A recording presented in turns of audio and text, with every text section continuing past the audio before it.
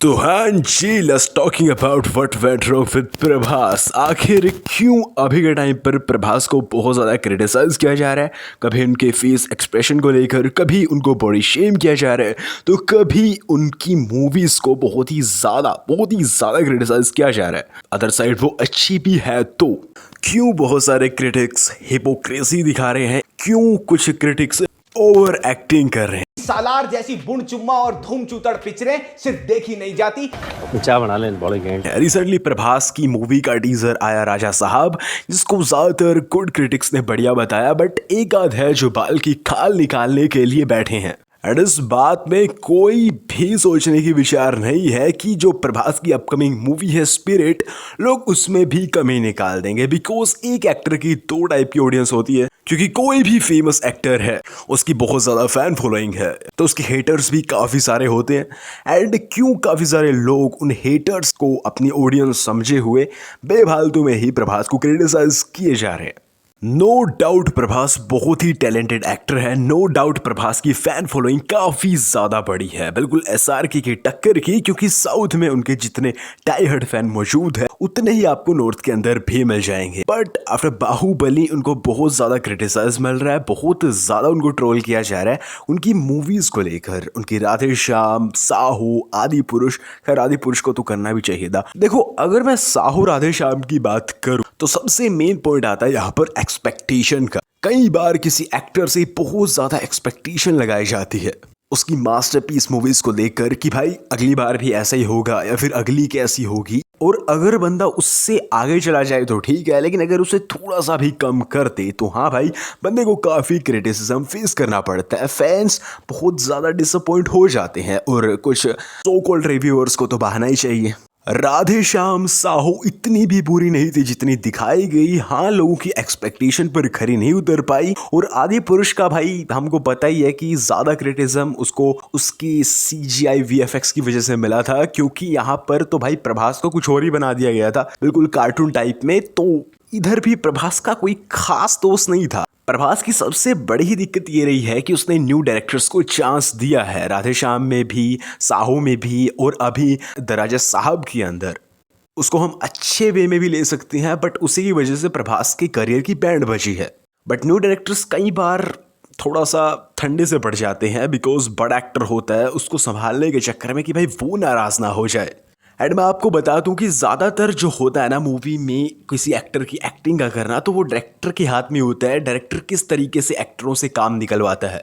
इसलिए तो बाहुबली में इतना बढ़िया काम था और आदि पुरुष में इतना वर्स्ट काम था। एक्टर का बहुत कम चांस होता है, एक्टर का काम होता है डेडिकेशन दिखाना। डायरेक्टर जो बोलता है, कई बार डायरेक्टर भाई बार रिटेक लेता है क्योंकि उसको पसंद नहीं आता, और कुछ डायरेक्टर्स होते हैं कि बस ऐसे ही लपेट देते हैं। अब चलो इन मूवीज को मैं थोड़ा साइड कर देता हूँ, आदि पुरुष, राधे श्याम, इन सबको। बट सलार के बारे में मैं क्या बोलूँ। सलार अच्छी मूवी थी, हाँ कुछ कमीज थी, लाइक हाँ कुछ चीज़ हमें पसंद नहीं आई, जैसे कि भाई हम कनेक्ट नहीं कर पाए थे, इतने सारे जो कैरेक्टर्स थे थोड़ा स्लो मोशन। बट इतनी वर्ल्ड बिल्डिंग देखो भाई, मतलब डायलॉग्स डिलीवरी देखो भाई, एंड स्टोरी को भी ध्यान से देखो तो भाई। बट उस टाइम पर तो भाई रिव्यूवर्स तो लग गए बस नेगेटिव बोलना है, मतलब कुछ भी बोल रहे थे उस टाइम पर। इसका रीजन भी ये था कि मूवी 1000 CR तक नहीं पहुंच पाई। ये भी ठीक था, लोगों ने ओपिनियन रख दिए थे, बहुत ज्यादा बुरा भी बोल दिया था, चलो बहुत ओवर एक्टिंग कर दी थी।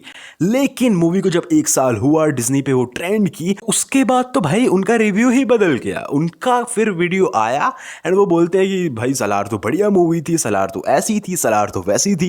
सलवार मूवी देखकर आलो, स्टारिंग टॉस, श्रुति पे हंसो and Prithviraj, directed by Prashant payable. ये सब दोगलापना उतारता हूं कि मेरा एक्सपीरियंस सलार को लेके ब्लडी हार्डकोर था। प्रशांत नील ने जिस हिसाब से दो दोस्तों की कहानी को खानसार की पॉलिटिक्स के साथ बिल्ड किया है, मैं एक्चुअली हैरान हो गया हूं कि मैंने फिल्म का ये साइड क्यों नहीं देखा। सूरज एनिमल की आंड लग रहा है।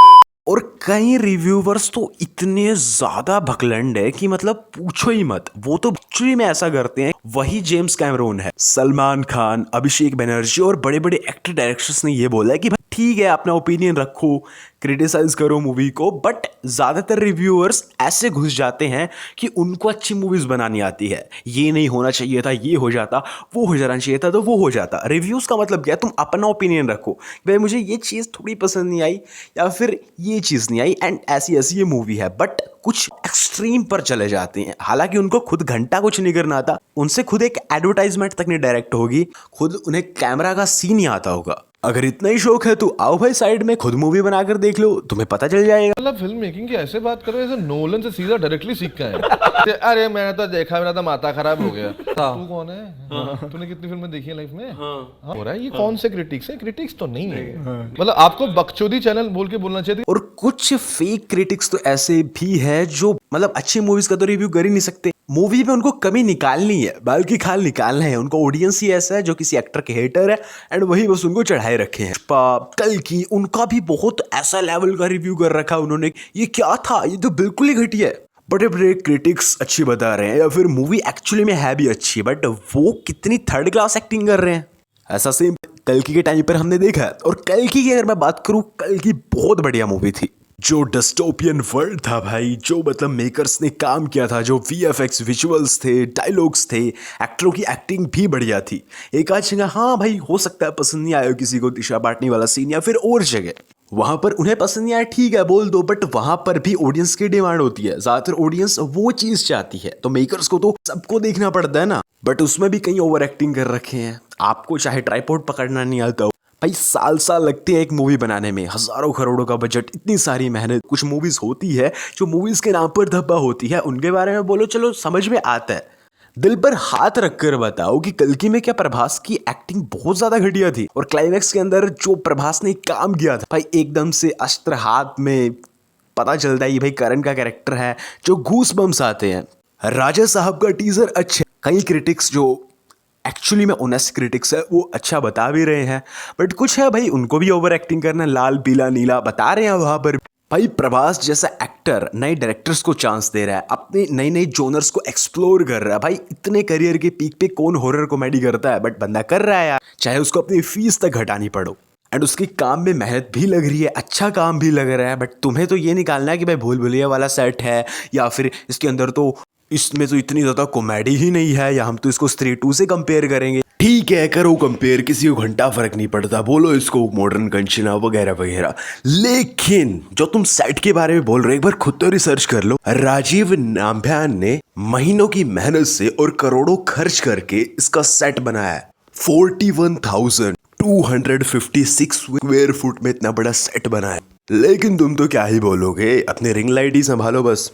द राजा साहब के टीजर के अंदर प्रभास अच्छी एक्टिंग करते दिख रहे हैं, लाइक नॉस्टैल्जिया फील हो रहा है एंड डायरेक्टर ने लग रहा है अच्छा काम निकलवाया है। सब फ्रेम में उनका एक्टिंग अच्छा लग रहा था। और रही बात जिसको भाई बस ऐसी ही बकायदी करनी है, तो वो तो स्प्रेट को भी बकवास बता देंगे, वो तो उधर भी कमी निकाल देंगे। और वांगा ने खुद बोला भाई जिसको निकालना निकालो, मेरे को फर्क नहीं पड़ता, ज्यादातर ऑडियंस मुझे अच्छा बता रही है, मैं अच्छा काम कर रहा हूँ, बट बाल की खाल निकालनी है तो निकालो। ज्यादातर वांगा की मूवी से लोग क्यों मतलब गुस्सा रहते हैं, क्यों? बंदा भाई मुंह पर है, बंदा हाँ नहीं करता, बंदा जीभ नहीं हिलाता, बंदा जो है वो है। और कई बार जब बंदे थक जाते हैं ना सब कुछ क्रिटिसाइज करके, उनको फिर कुछ सीन मिलते नहीं, कुछ अच्छे सीन्स को भी घटिया बता देते हैं, तो फिर वो आते हैं बॉडी शेमिंग पर कि भाई प्रभास का तो वेट बहुत ज़्यादा बढ़ चुका है, ऐसे किसी ने पानी में भिगा दिया, ऐसे लग रहे हैं, वैसे लग रहे हैं, इनका बोलने का स्टाइल ऐसा है। फर्स्ट ऑफ ऑल तो प्रभास का जो अभी फिजिक थोड़ी खराब हुई थी ना, वो सलार की शूटिंग के दौरान ही हुई थी, किसी सीन में उनको इंजरी हो गई थी, ओके। और दूसरी बात, प्रभास इतने ज्यादा वो नहीं लग रहे थे जितना तुम दिखा रहे थे। और एक एक्टर की एक्टिंग से तुम मतलब रखो ना, किसी को बहुत दुबला पतला बोल रहे हैं, किसी को बहुत मोटा बोल रहे हैं, रिव्यू छोड़ के मतलब सब कुछ कर रहे हो, तो भाई ऐसे लोगों को तो इग्नोर करना चाहिए। और मेकर्स टीम इग्नोर करती भी है। बट हाँ भाई क्रिटिसाइज, अगर हम किसी के काम को थोड़ा क्रिटिसाइज नहीं करेंगे, अगर वो घटिया चीज कर रहा है तो वो घटिया ही करता जाएगा, वो इंप्रूव कैसे करेगा? इसकी आड़ में कई बंदे जो काम कर रहे हैं वाहियात, वो भी गलत है। नो डाउट प्रभास मेरे फेवरेट एक्टर है, नो डाउट प्रभास बहुत ही टैलेंटेड एक्टर है भाई। 5-5 साल दे दिए थे बाहुबली 2 में, जो फिजिक बनाई थी, फिजिक की बात कर रहे हो, अब भी डेडिकेशन दिखा रहा है, अलग अलग जोनर को एक्सप्लोर कर रहा है, हर किसी को मौका दे रहा है, वो कमाल का एक्टर है यार। तो आज के लिए बस इतना ही, ये थी आज की वीडियो, ये था मेरा ओपिनियन। आपका इसके बारे में क्या कहना है वो मुझे कमेंट में जरूर से बता देना।